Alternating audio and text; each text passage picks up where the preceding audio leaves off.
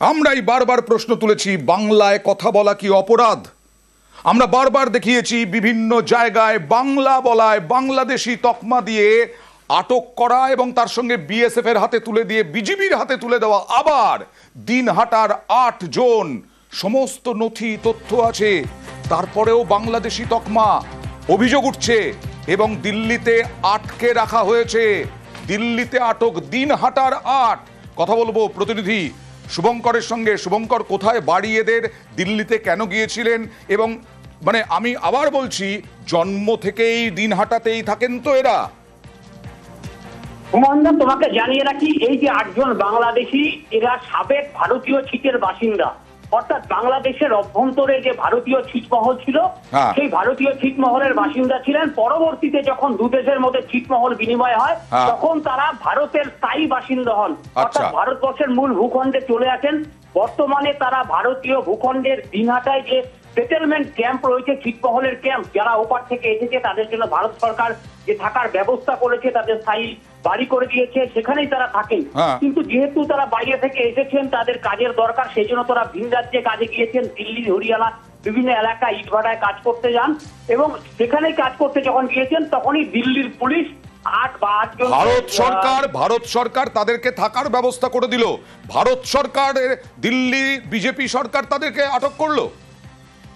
হ্যাঁ, একেবারেই না।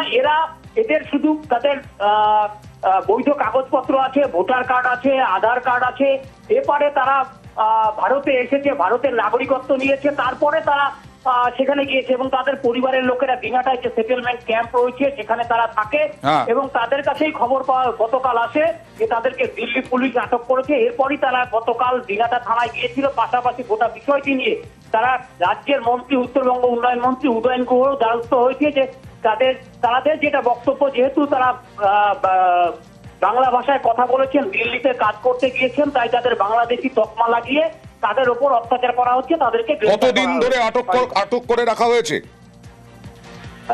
তারা যেটা জানিয়েছেন, গত পরশু থেকে তাদের আটক করা হয়েছে, একে একে আটক করা হয়েছে দিল্লির বিভিন্ন জায়গা থেকে এবং তাদেরকে দিল্লির এক থানায় রাখা হয়েছে। গোটা বিষয়টি নিয়ে তারা খুব, এই পরিবারগুলো আতঙ্কে রয়েছে। পুলিশ কি কোনো পদক্ষেপ করছে? যেটা স্থানীয় সূত্রে আমরা যেটা জানতে পারছি, দিনহাটা থানার পুলিশ জানিয়েছে গোটা বিষয়টি নিয়ে ইতিমধ্যেই তারা তাদের ঊর্ধ্বতন কর্তৃপক্ষের কাছে জানানো হয়েছে যাতে গোটা বিষয়টি নিয়ে রাজ্য সরকার কোনো পদক্ষেপ নেয়। বেশ, এর আগেও আমরা দেখেছি স্থানীয় প্রশাসন, বিধায়ক তারা উদ্যোগ নিয়ে এই ধরনের মানুষ যাদেরকে বাংলাদেশি তকমা দিয়ে আটকে রাখা হয়েছিল তাদেরকে উদ্ধার করা হয়েছে এবং বাংলাদেশে পাঠিয়ে দেওয়া হয়েছিল, তাদেরকেও ফেরত আনা হয়েছে। এবার দেখা যাক কি পদক্ষেপ করা হয়। মনে করো বাইরে আমরা কাজ করি, কোনো দাদা এগুলো কাজ থাকার কারণেও লোক ধরে নিয়ে যাওয়া হয়েছে। কে ধরেছে? বাংলাদেশি মনে করি ধরা হয়েছে। কে ধরেছে? প্রশাসন, হরিয়ানার পুলিশ ধরেছে। মানে আপনাদের পরিবারের লোককে ধরেছে? তারা কতদিন থেকে হরিয়ানায় থাকেন? আপনারা তো সাবেক ছিটমহল বিনিময়ের ফলে এখানে এসেছেন। সরকার তো বৈধ কাগজপত্র দিয়েছে, ট্রাভেল পাস দিয়েছে, সব আছে। তো যখন পুলিশ ওখানে আপনাদের পরিবারের লোককে ধরলো, তারা কাগজগুলো দেখালো না? সব কাগজ শো করেছে ওখানে, কিন্তু কেউ মানেনি। কি বলে তখন? মানে না, লোকজন মানে না।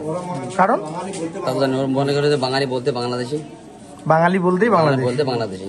ওরা একবার 2 মাস আগে একবার নিয়ে গেছিল, 1.5 মাস আগে, তারপর ছেড়ে দিয়েছে। এখন ফের ভাটা বন্ধ হয়ে গেছে, পেমেন্ট হওয়ার পরে নিয়ে গেছে সবাইকে। কতজনকে নিয়ে গেছে টোটাল?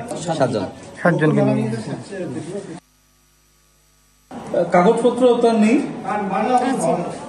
কি কি কাগজ রয়েছে আপনাদের? Aadhaar card, voter photo, PAN card, সবকিছু দেওয়া আছে। ট্রাভেল পাস রয়েছে? ট্রাভেল পাস আছে। তখন গ্রেফতার করেছে, তখন আপনার স্বামী কাগজগুলো দেখায়নি? দেখাইছে। কি বলেছে তারপর দেখানোর পর? যাচাই করবে চাইছে, যে যাচাই করে ছেড়ে দেবে।